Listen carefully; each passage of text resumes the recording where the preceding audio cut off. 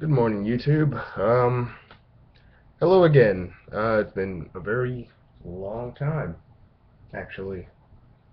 But I decided to do another video because I've been getting a couple of questions about the school, um, that have, that actually seem like something I should touch on because, I didn't realize it would actually be a concern, beforehand, but apparently it is. And basically what the concern or question, I guess you could call it, kind of is that because of the fact that you have a class, you have to do a class in a month. Um, the information doesn't really stick with you, or you don't retain it, or anything like that. I'm here to clear that up now. It's really not true. Just because you have a couple classes in 1 month and you have to get all of that and be able to do assignments and midterms and exams and quizzes and stuff and all that time period, it's really they do a very good job at reinforcing the knowledge that you get here at Full Sail. The basic idea is that they give you a lot of, well, okay, a lot of the previous classes will start to touch on and expand any subjects that you might have touched in another class a couple months ago or a month ago. And a good example of that would probably be, okay, so throughout the programming 1, 2, and 3 courses, you start to touch data structures a little bit. You go over arrays and queues and uh, stacks and basically any kind of linked lists and that kind of matter. You write a couple of your own. You finally get to data structures and you do all of that stuff as well.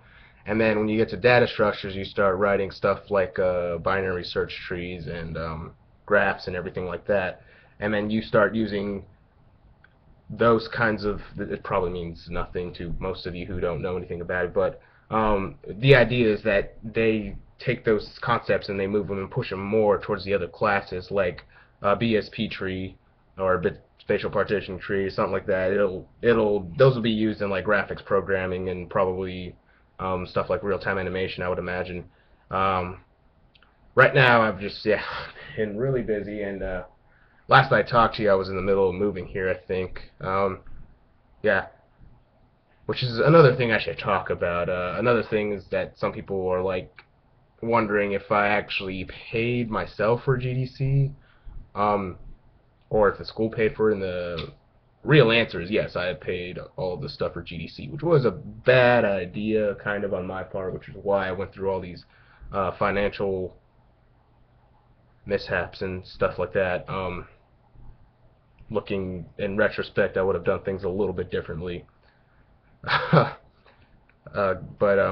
yeah, it's definitely, if you want to approach GDC, you probably want to do so.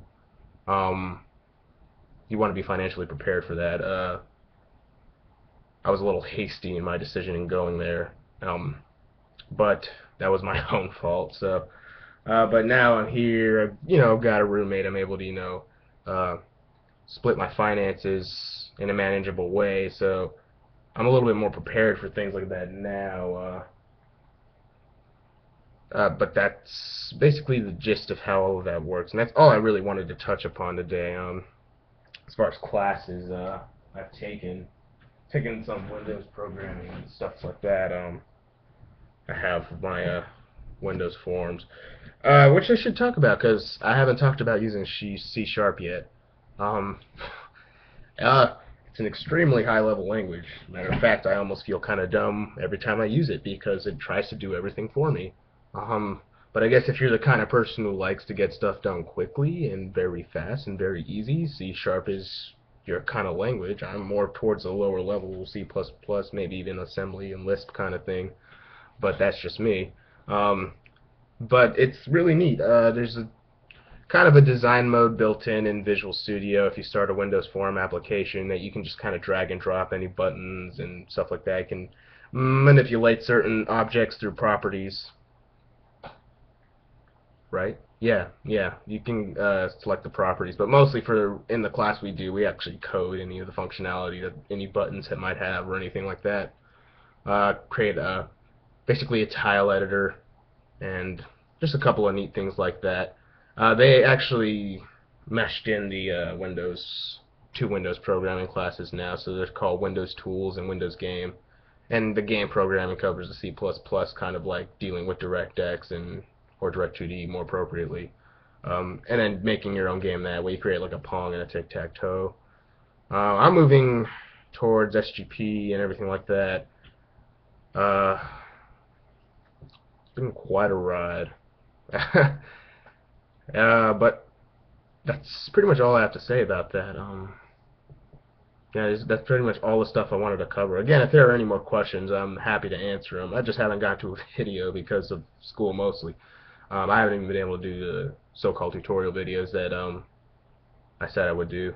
But at some point, I'll get past the basics on those tutorials and do some of the graphics stuff, which is probably what more people are interested in anyway.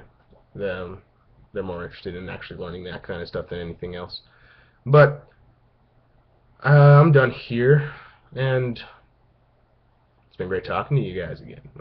I guess it's been quite.